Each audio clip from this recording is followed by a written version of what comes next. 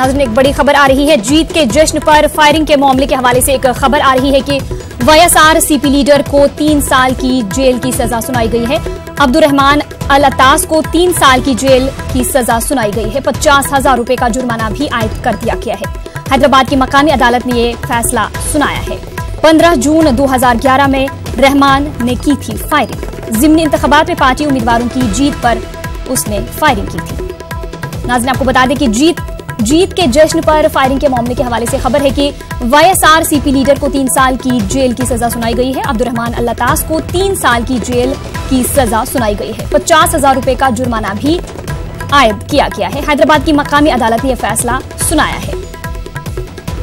आपको बता दें कि यह वाकया 15 जून 2011 को हुआ था, जब रहमान ने फायरिंग की थी। ज़िमनी इंतखाबात में पार्टी उम्मीदवारों की जीत पर यह फायरिंग की गई थी।